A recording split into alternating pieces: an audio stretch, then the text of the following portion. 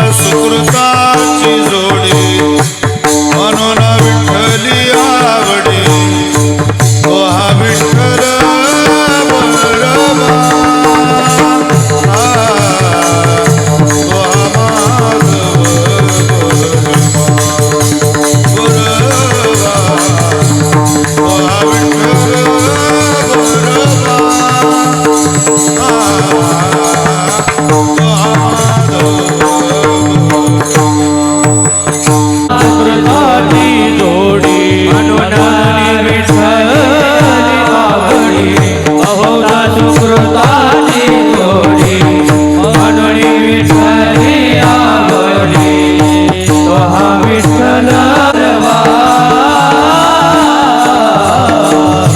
तो हा मानव भगवा हा विठ्ठल भगवा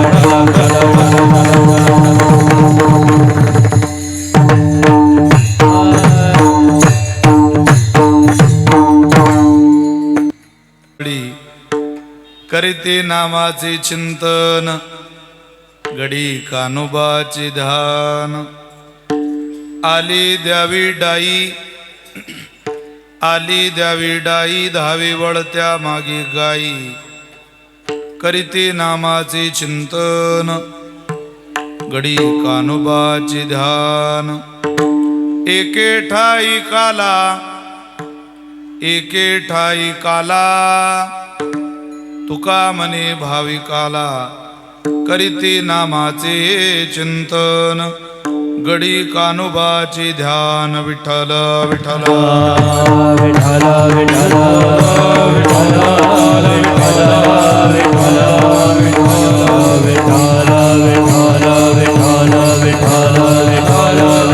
नादं चरन्तं दुरन्तं स्वयं लीलया गोपवेशं ददानं गवामृन्दकानन्दनं चारुहासं परब्रह्मलिङ्गं भजे पाण्डुरङ्गं देवादिदेवा जगत्रय जीवा देवादिदेवा जगत्रय जीवा देवादिदेवा जगत्रय जीवा देवादिदेवा जगत्रय जीवा हरियसे केशवा विनंती माझी हरियसे केशव विनंती माझी हरियसे केशव विनंती माझी माझी वाणी तुझे वर्णी गुणना माझी वाणी तुझे वर्णी गुणना माझी वाणी तुझे वर्णी गुणना माझी वाणी तुझे वर्णी गुणना ऐसे दे प्रेम काही कळा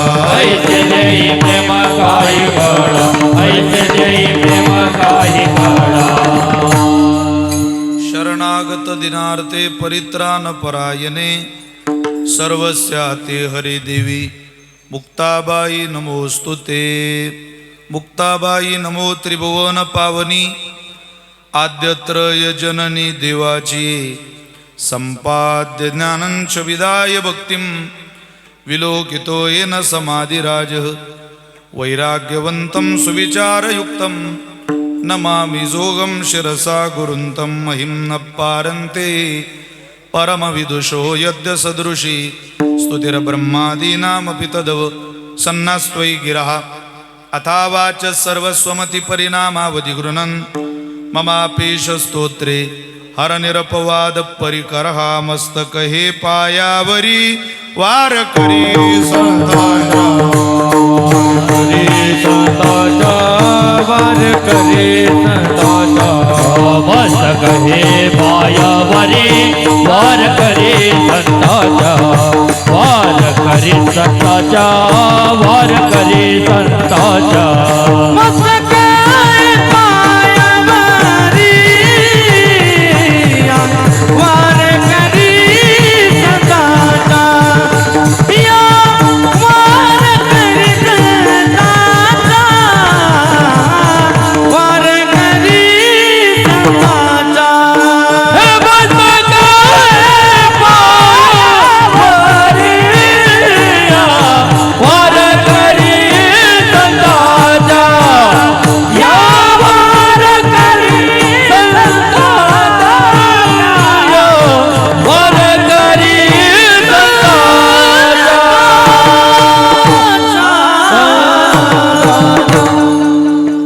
प्रतिवर्षी पंढरपुरा जाती महाद्वारा हरी भेटी पाहता न संप्राप्त कीर्तन रूपी सेवेकरता निवडलेला अभंग संतश्रेष्ठ जगद्गुरु श्री तुकोबाराय ज्या संतांच्या अभंगवाणीला वारकरी संप्रदायाच्या दृष्टीने किंबहुना वारकरी संप्रदायाच्या विचाराने सूर्याची प्रखरता चंद्राची शीतलता अग्नीची दिव्यता वेदमंत्राची पवित्रता गंगेची सुचिता आईची वात्सल्यता अशी उपमा दिलेली आहे.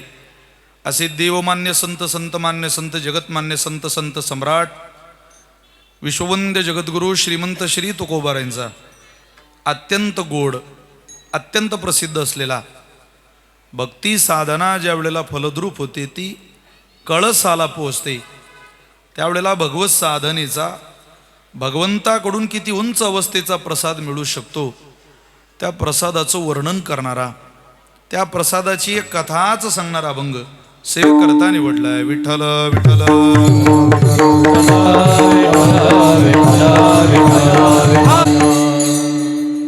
आपल्याला सगळ्यांना श्रोत आहे, माहिती आहे. थोडा बेस कमी पाहिजे नंदू, आणि आवाज पाहिजे लांबचा.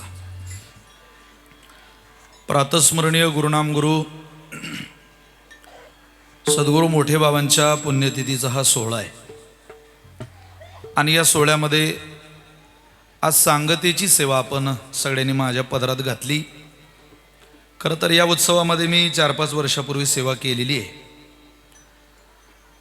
एक चांगला उपासनेचा व्रत, एक चांगला उपासनेचा भव्य ध्वज, ही वारकरी संप्रदायाची पताक खांद्यावरती घेऊन धुळे जिल्ह्यातला मोठे बाबांचा भक्त परिवार अत्यंत दैदिप्यमान कार्य करतोय. त्या पुण्यतिथीचा सोहळा सगळ्या कीर्तनकारांनी, गायक वादकांनी एकत्रित येऊन कसा करावा हे द्योतक तर प्रत्येकानं आपल्या घरी नेलं पाहिजे. इतकं असामान्य कार्य तुम्हा सगळ्यांच्या हातून घडतंय. मी ज्यांच्या मनात ही कल्पना सुचली, ज्यांच्या तन्मन धनाच्या सहकार्यानं बाबांचा हा पुण्यतिथीचा सोहळा दिवसागणिक वाढतोय, मोठा होतोय, त्या सगळ्या दातृत्व भावनेत वाहत असलेल्या, रत असलेल्या, वेळ देणाऱ्या सगळ्या साधकांच्या चरणी मी मनापासून वंदन करतो, सगळ्यांना प्रणाम करतो. कार्यक्रम भव्यही आहे आणि कार्यक्रम दिव्यही आहे. कार्यक्रम भव्य करायला पैसा लागतो, पण कार्यक्रम दिव्य करायला मात्र आशीर्वाद लागतो. भव्यतेने एखादी वास्तू निर्माण होऊ शकते. मुंबईला आपण गेलो तर टोपी खाली पडेपर्यंत पाहावी लागते. ती पैशानं निर्माण झालेली भव्यता आहे. पण स्वानंद सुख निवासी सद्गुरू जोग महाराज वारकरी शिक्षण संस्थेत गेलो. ती जोग महाराज संस्थेची नवीन वास्तू बघितली, इतक्या रोडगणिक असलेली जागा बघितली, संस्थेचा झालेला इतका मोठा विस्तार बघितला की पहिल्या पायरीवर डोकं टेकून मोठे बाबांचं स्मरण होतं. ती बाबांच्या आयुष्यातली दिव्यता आहे. भव्यतेकडून दिव्यतेकडे जाणारा, अज्ञानाकडून ज्ञानाकडे जाणारा, अंधकाराकडून प्रकाशाकडे जाणारा जगाच्या पाठीवर एकमेव संप्रदाय आहे. या संप्रदायानं पुण्याला पुण्य म्हटलं, यात नवल काय? अहो, हा तो संप्रदाय आहे ज्या संप्रदायानं पुण्याला सुद्धा पाप म्हणायचं धाडस केलं. नुसतं पुण्य नाही, माते जेने पाविजे ते शुद्ध पुण्य. लेबल लावायचं पुण्याचं आणि विकायचं पाप. पापाचं थोडंही साहचर्य भक्तीमध्ये चालत नाही, चालत नाही, चालत नाही असा अट्टहास करणाऱ्या पूर्वसुरींचे आपण लेकर आहोत. आपण श्रीमंताची मुलं आहे. महाराज समर्थाच्या पोटी आपला जन्म झाला आणि त्यातही आपण खानदेशातली पोरं फार नशीबवान आहे. तुमच्या माझ्यासही सगळे मोठ्या बाबांमुळं एक महाराष्ट्रामध्ये वेगळी उंची आहे या परिसराकडं पाहण्याची, या उत्तर महाराष्ट्र विभागाकडं पाहण्याची. मोठे बाबांमुळं फार वेगळी क्रांती बाबांनी करून टाकली. येणाऱ्या प्रत्येक पोराकडं पाहताना हे माझ्या मोठे बाबांच्या तालमीत तयार झालेलं लेकरू आहे, हे माझ्या बाबांच्या आशीर्वादास पात्र असलेलं लेकरू आहे. या भावनेने समाज आपल्याकडं पाहतो.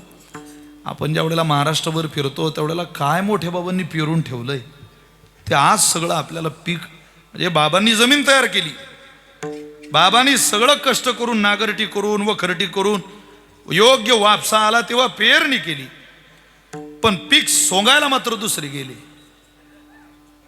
सोंगणीच्या वेळेला जेवढे आले तेवढे सगळे बाबांची आठवण काढत होते. ते कुठे, ते कुठे, ते कुठे? नशीब आहे काही पीक सोंगायला आपल्या हातात लागलंय, पण लावणाऱ्याचे उपकार मात्र सोंगणाऱ्यानं विसरू नये, काढणाऱ्यानं विसरू नये असं म्हणतात. आणि त्या उपकाराच्या कृतज्ञतेचा हा सोहळा आहे. हा केवळ पुण्यतिथीचा सोहळा नाही. या सोहळ्याला मला असं वाटतं नाव दिलं पाहिजे श्री गुरु मोठे बाबांचा साधकांनी केलेला कृतज्ञ सोहळा. विठ्ठल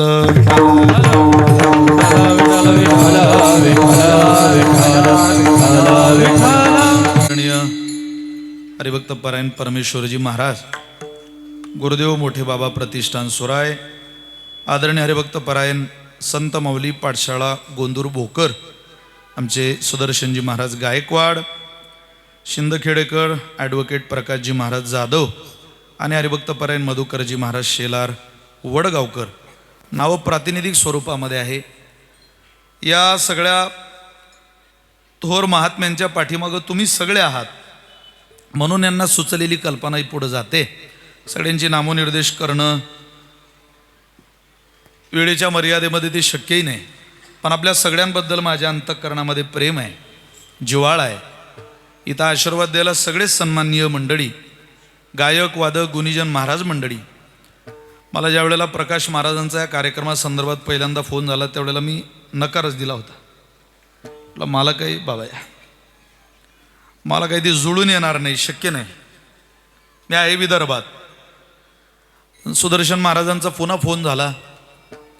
फोन काही कीर्तनाकरता झाला नव्हता, सहज महाराजांनी चर्चा करायला बोलायला आमचा फोन झाला.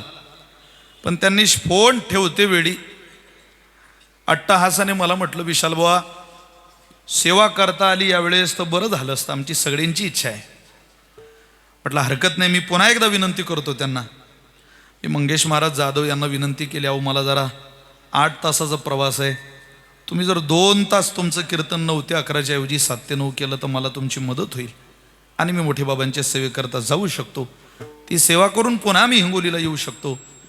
त्यांनी माझं ऐकल्यामुळं मी महाराजांना होकार दिला आणि मला या सेवेला उपस्थित राहता आलं.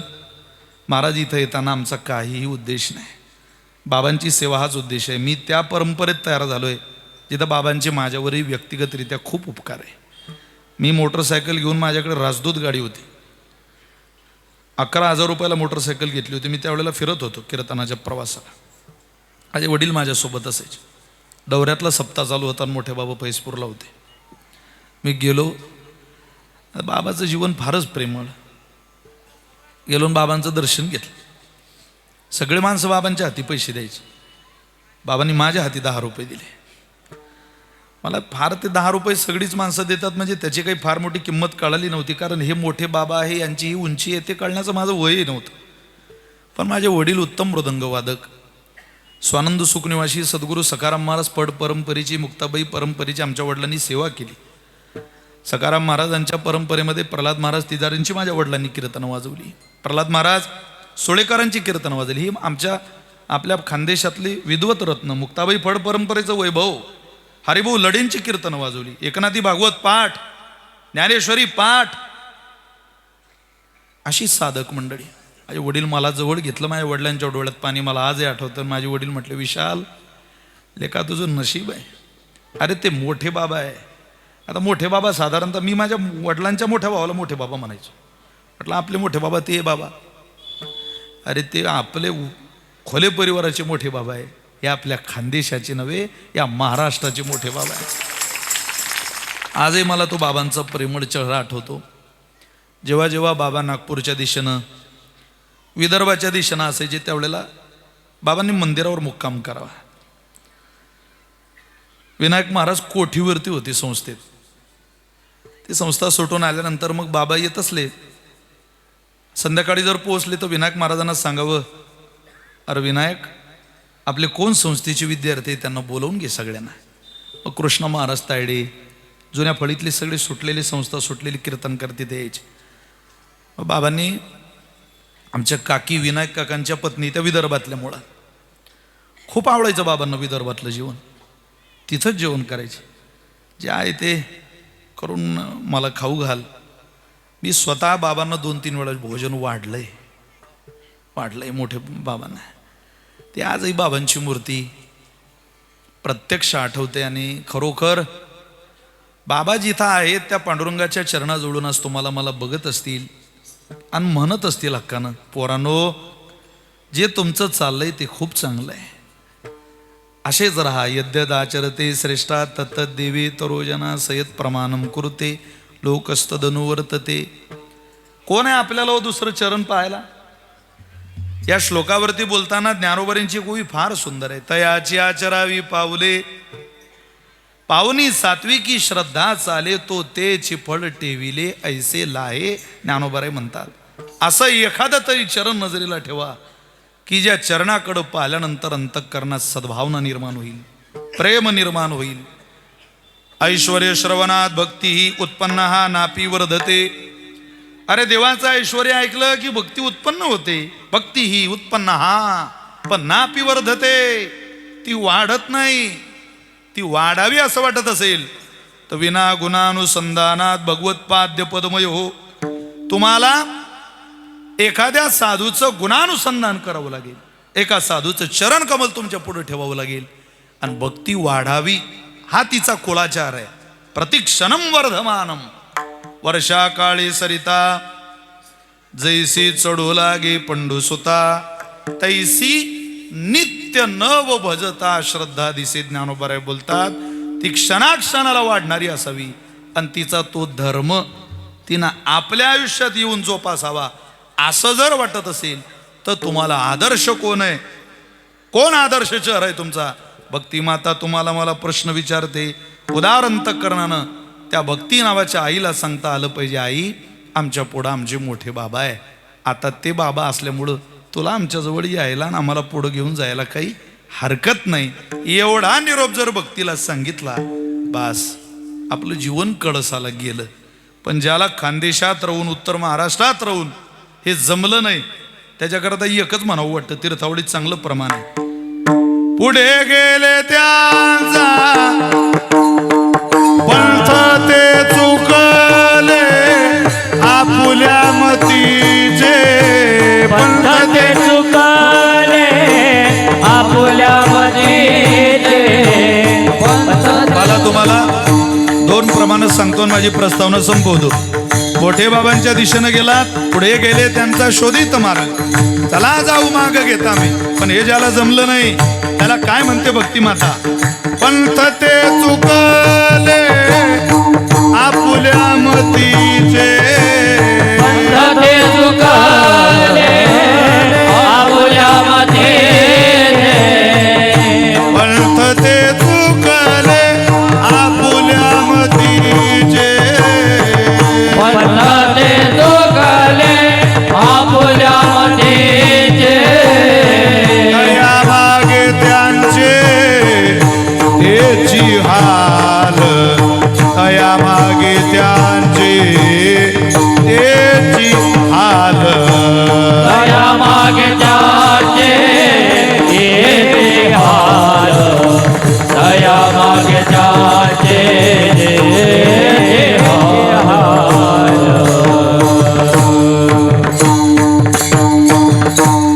पंथ ते चुकले आपुल्या मतीचे, तया मागे त्यांचे तेची हाल. आपले हाल होऊ नये असं ज्याला ज्याला वाटतं त्यांनी या महात्म्यांचं स्मरण करा. चिखलाच्या गोळ्याला आकार द्यायला कुंभारच लागतो, सोन्याच्या लगडीचा अलंकार घडवायला सोनारच लागतो.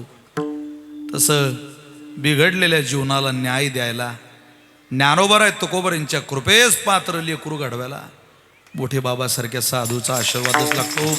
त्याशिवाय जीवन पूर्णतेला जात नाही. म्हणून तुम्ही पुण्यवान आहात, नशीबवान आहात. आज आमच्या मुक्ताबाई संस्थानला सुद्धा बाबांची पुण्यतिथी आम्ही साजरी करतो. चांगली पंगत, एक कीर्तन सकाळच्या सत्रामध्ये एक दिवसीय कार्यक्रम असतो. आज जळगावला एक उत्सव आहे. एका सभागृहाला बाबांचं नाव दिलंय. तालुक्यात बाबांची एक वास्तू उभी करावी असा आमचा जळगाव जिल्ह्याचा मानस आहे आणि त्या दिशेनं आम्ही सगळे प्रयत्नही करतोय. स्वतः हरणे महाराज त्या कमिटीमध्ये आहेत. आज सकाळी फोन झाला, जळगावची वास्तू उभी राहिलेली आहे. मुक्ताईनगरला आम्ही सकाराम महाराजांच्या नावाने कीर्तन मंडप तयार केला. सद्गुरू सकाराम महाराजांचं मंदिर झालं. आता स्वप्न आहे मोठे बाबांच्या नावानं एखादी वास्तू मुक्ताबाईला व्हावी आणि ती लवकरात लवकर व्हावी. ज्या वेळेला देशाचे पंतप्रधान मुक्ताबाईचा मंदिराचा सोन्याचा कळस विराजमान करायला येतील त्या दिवशी मोठे बाबांची वास्तू त्यांच्या नजरेला यावी आणि खानदेशात राहणाऱ्या प्रत्येक माणसाचं ऊर स्वाभिमानानं भरावं असा दिशेनं आमचाही प्रवास चाललेला आहे. मला मनापासूनचा आनंद आहे. तुम्हा सगळ्या साधकांच्या सहोदरांच्या चरणी मी अंतःकरणपूर्वक प्रणाम करतो आणि माझ्या चिंतन सेवेला प्रारंभ करतो. विठ्ठल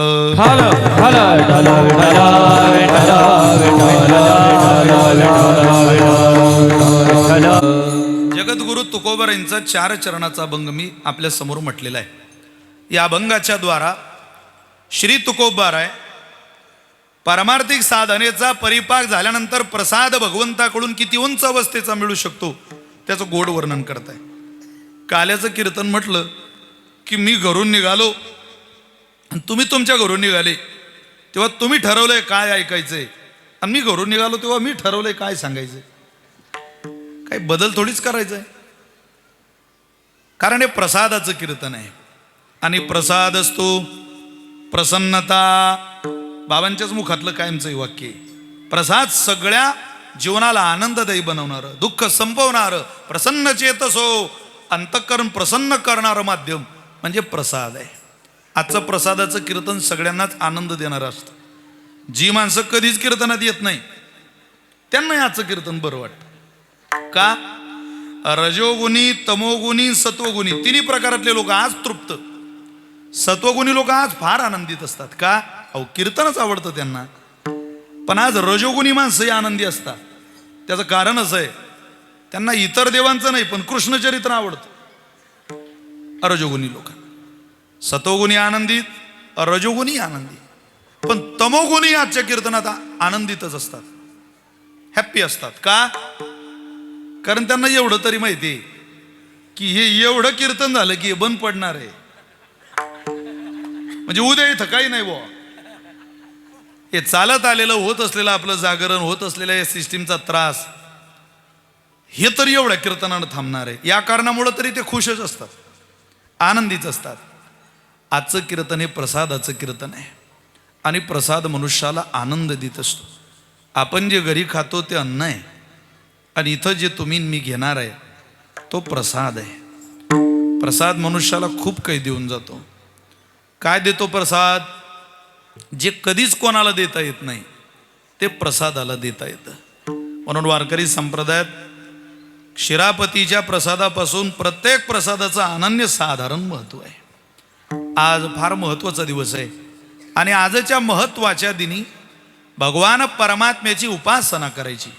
ती कोण्या अनुषंगानं करायची? पंडित वाचक जरी झाला पुरता, तुकोबाराय बोलतात, पंडित असेल, वाचक असेल, नाही तर पूर्ण ज्ञानी असेल, त्यानं त्याचं पांडित्य सांगायचं नाही. तरी कृष्ण कथा ऐके. अरे बाबा कृष्ण कथा ऐकायची आणि कृष्ण कथा सांगायची. पंडित असला तरी. पंडित कोणाला म्हणता? ज्याला जगातल्या कोणत्याही प्रश्नाचं उत्तर देता येतं त्याला आपण सहसा पंडित म्हणतो. त्यानं त्याचं पांडित्य सांगायचं नाही. परोपदेशानं पांडित्यम हे सूत्र सांगायचं नाही. आज त्यांनी कृष्ण कथा सांगायची. वाचक, वाचक म्हणजे पेपर वाचक नाही. 18 पुराणांचं जो नित्य वाचन करतो त्याला आपल्या परंपरेत वाचक म्हणतात. पंडित, वाचक किंवा जरी झाला पुरता. पुरता या शब्दाचा अर्थ आहे ज्याला पूर्ण ज्ञान झालं. ब्रह्मभूत प्रसन्नात्मा न शोचती न कांक्षती, न जाने संसार किम अमृतमय किम विषमय. राजा भर्तृहरी बोलतात, क्वचित विद्वद गोष्टी, क्वचिदपि सुरामत्त कलह, क्वचित वीणावाद, क्वचिदपि हे हृदितम, क्वचित रम्यारामः, क्वचिदपि जराजर जरतनूर, न जाने संसार किम अमृतमय किम विषमय. अरे या संसाराला चांगलं म्हणावं की वाईट म्हणावं कळत नाही.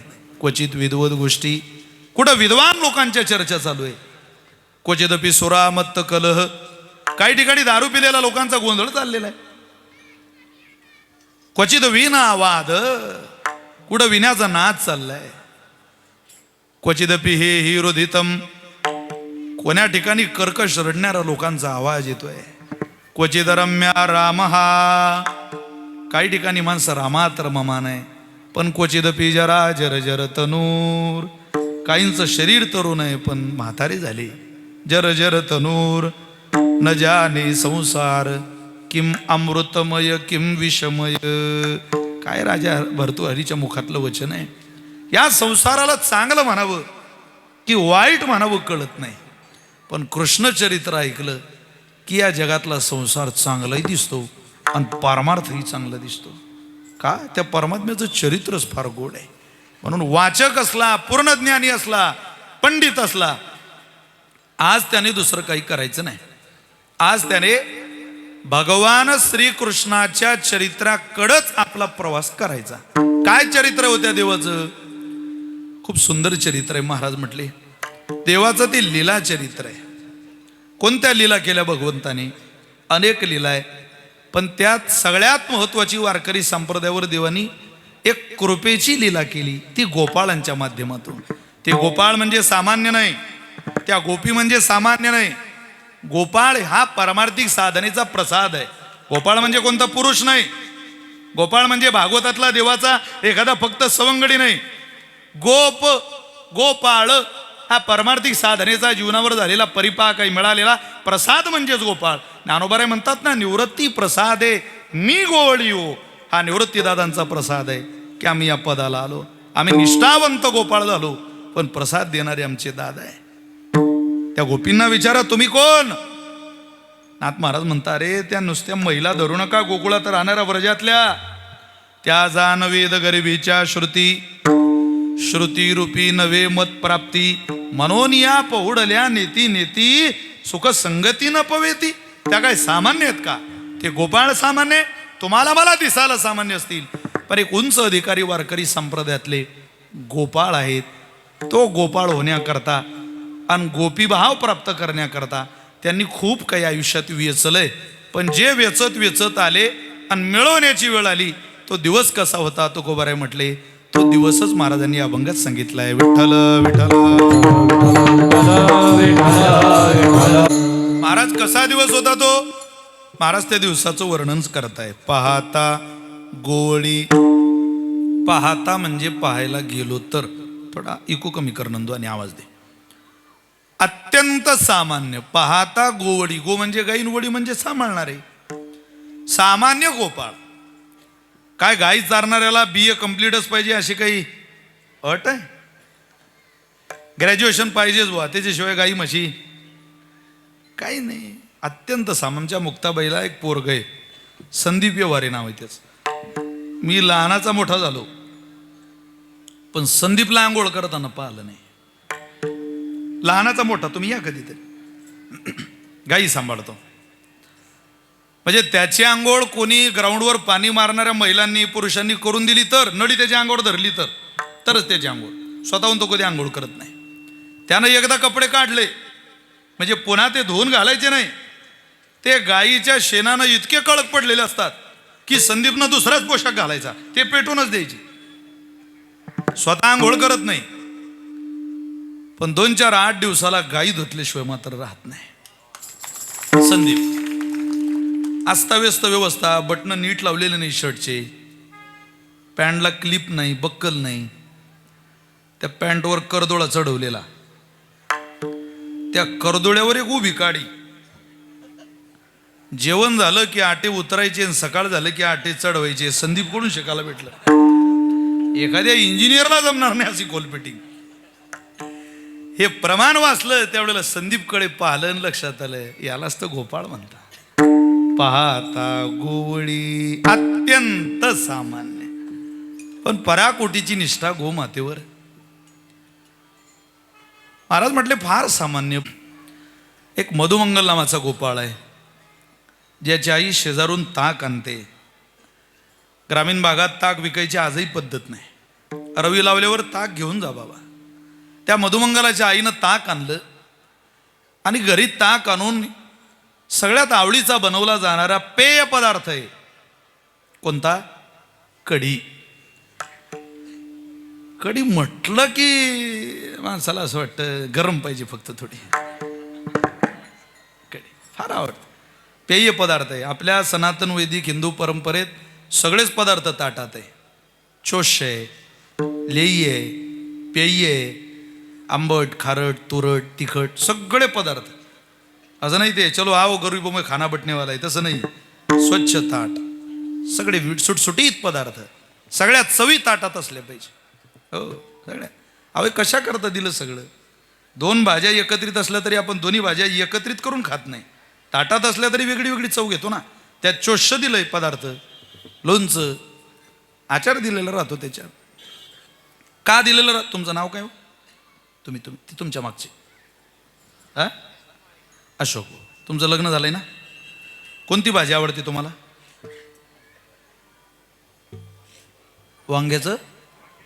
वांग्याची भाजी. चला तुमची भाजी इथं सांगण्यासारखी सुद्धा आहे. वा.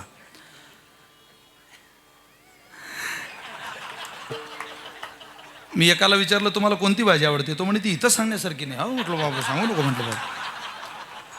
अशोक भाऊ तुम्हाला वांग्याची भाजी आवडते आणि समजा मला शेवग्याची शेंग आवडते. 2 भाज्या बनवलेल्या आहे. वांग्याच्या भाजीचा घास घेतला की लगेच शेवगा खाता येत नाही. त्याच्याकरता मध्ये एक चोष्य प्रकार आहे.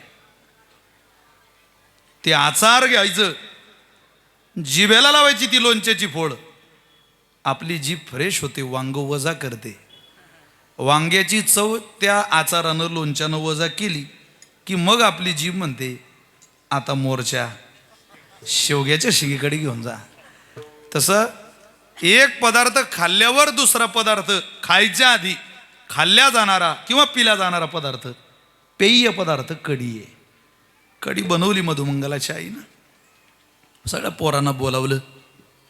मधुमंगल याला, आई कढी बनवली? हां बाळा, दे मला कढी. छोटी छोटी मुलं वाट्या भरल्या कढीच्या, वाटी वाटी पोरांना कढी दिली. त्या मधुमंगालानं ती कढीची वाटी उचलली आणि ओठाला लावली. एक घोट घेतला कढीचा, पण फार श्रद्धा भगवंतावर.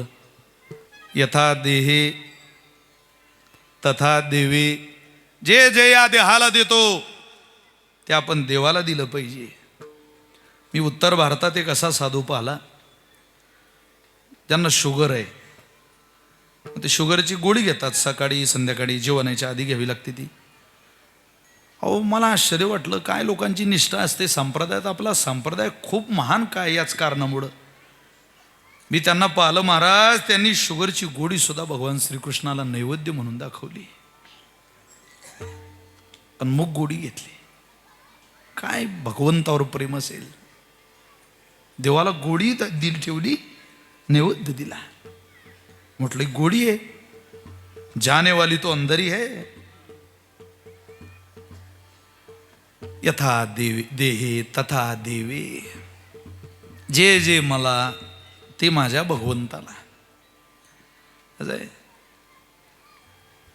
प्रेमाची परिसीमा आहे भक्तीमध्ये. वृंदावनला, काशीला, हरिद्वारला, ऋषिकेशला अशा अनेक महात्मे, नर्मदेच्या तटाकावर राहणारे अशा अनेक महात्मे का ज्यांचं जीवनच त्यांनी देवाला समर्पित केलेलं आहे.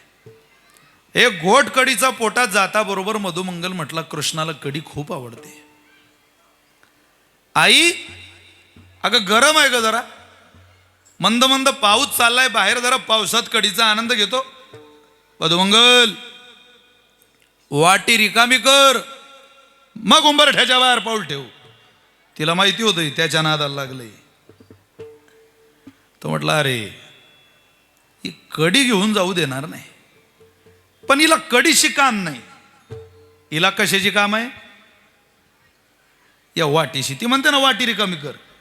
अरे बा वाटी रिकामी करू. घोडभर कढी तर तोंडातून पोटात गेली होती, घोडभरच कढी राहिली होती वाटीत. राहिलेली ती घोडभर कढी तोंडात घेतली, फक्त गिळून घेतली नाही, वरखेडी कर. हा जा. तोंड फुगलं. बित्ती धावतच भगवंताच्या दारात आला. तिथं सेवक उभा आहे.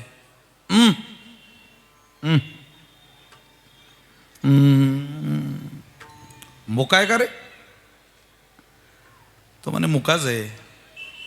मुका झालो वाचा गेली, मुका झालो वाचा गेली. अरे विद्वत्तेचा पसारा मांडून देव दुरावल्यापेक्षा मुक झालेलं बरं आहे प्रेमात, भक्तीत. काय करतं ते पांडित्य जगाला दाखवून. फार फार तर प्रसिद्धी होईल, पण शांत राहिल्यानं, प्रेम केल्यानं त्याची कृपा तो आमच्या अंतःकरणात येईल ना बापा. परत कोणाला काही सांगायचं, परत कोणाशी काही बोलायचं कामच पडणार नाही आम्हाला. त्याला पाठवा. कटीसी लटी लटीसी बिखरी, कोळा कोळा चेहरा, गौरवर्ण, कुरळे केस, सरळ नासिका, पाणीदार डोळे, अंतःकरण फार कोमल आणि चेहऱ्यावर डोळे नमलेले. भगवान श्रीकृष्णाच्या मृदू भेटीचा भाव त्याच्या अंतःकरणात दडलेला. तो सेवक आत गेला आणि सांगितलं, मैया एक सखा आलाय, जरा भेटायचं म्हणतोय भगवंताला, घेऊन जा. भगवंताला बाहेर आणलं. पण भगवंतानं मधुमंगल पाहला. काय रे? अरे काय? जवळ बोलावलं त्याला. आता तोंडातच कडी बोलल काय?